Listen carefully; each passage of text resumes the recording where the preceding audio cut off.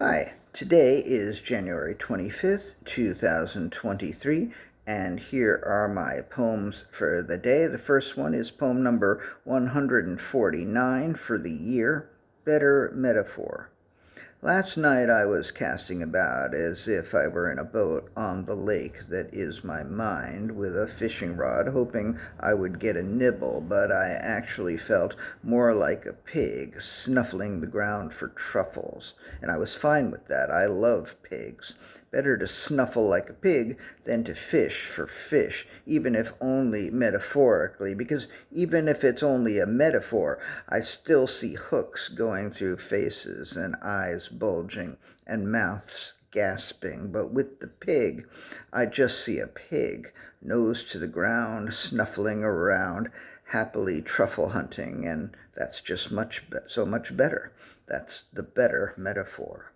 Poem number 150. Enjoy $225. Yesterday in the mailbox there was a piece of junk mail from J.P. Morgan Chase. The outside of the envelope said, "Enjoy $225. And I assume this is a pitch to get you to open up an account there. As I walked up the stairs looking at the envelope, I thought about how wrong that phrase sounded. Enjoy this ice cream sundae makes sense to me. Enjoy the show makes sense to me. But somehow enjoy $225 doesn't make sense to me. If a bank were to give me $225 in exchange for opening an account, how is that different from my employer giving me a salary in exchange for my labor? But no one at work has ever said enjoy your salary or even enjoy your bonus. And I think this has to do with what we do with money. We might enjoy what we spend it on, but I don't think I've ever just enjoyed money, no matter the amount. What I would probably do with $225 is pay a bill or a part of a bill or a couple of bills, and while it might be enjoyable to partially relieve myself of a debt or to get a bill paid off, that still wouldn't feel like I was enjoying $225. It would just be use, not enjoyment. I still haven't opened the envelope to find out how I could get this $225 to enjoy. I will probably just put the envelope in the recycling later today, and I can't say I will enjoy doing that either.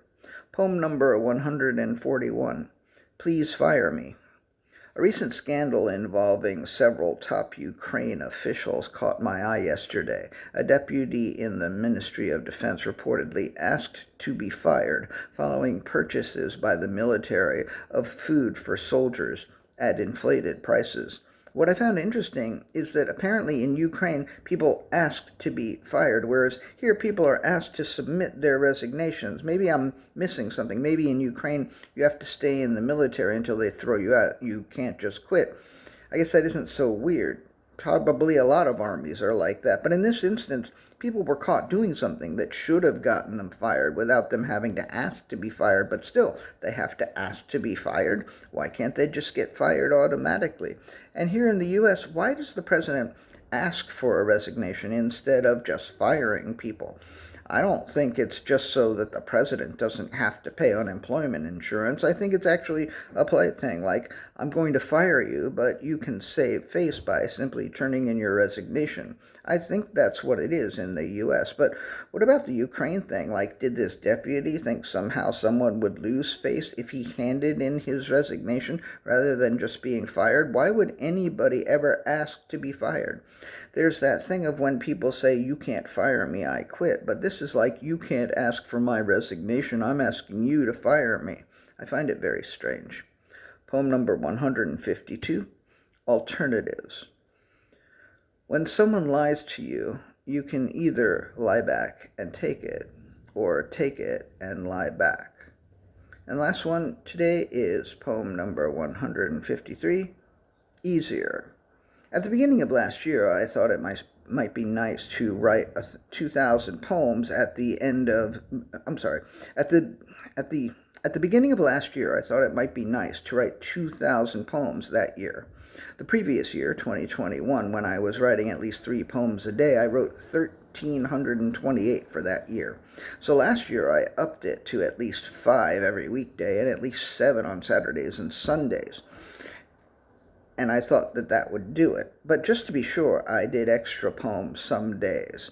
But this morning, a year later, I checked the math. There are approximately 104 weekday days in any given year, and 104 times 7 equals 728. And and 365 minus 104 equals 261. So there are approximately 261 weekdays, and 261 times 5 equals 1305, and 1305 plus 728 equals 2033. So 5 on weekdays and 7 on weekend days is enough. As I said, I did some extra last year and ended up with 2,150. And I've already done some extra this year. So if I can keep this going, I will do more than 2,000 this year, too. I have a soft goal of 10,000 poems in 5 years, and I'm already 1/5 of the way there. And I figure even if you eliminate all of the poems about process or the poems about poems, and even if you eliminate all the poems that aren't good, I think I'll still be left with at least 1,000 good poems. This is my theory, that one way to write 1,000 good poems in 5 years is to write 10,000 poems in 5 years. One might ask, wouldn't it be easier to only write 1,000 poems and just try to make each poem good? And I would say to that, not for me. It would be much easier for me to write 10,000 poems than to only write 1,000 and try to make each one good. So there's my answer as to why I feel I must try to write 10,000 poems in 5 years. Because it's easier. Well, I hope you enjoyed at least one of these poems. Maybe not that last one. I don't think I enjoyed it too much either, but maybe one of them, and 1 out of 5. One poem a day. That's crazy. No, if you like one poem this week, I'm very, very happy. If I like one poem this week, I'm very, very happy. Anyway, so far so good. Onward and upward. Thank you for listening and watching and reading. I really, really, really appreciate it.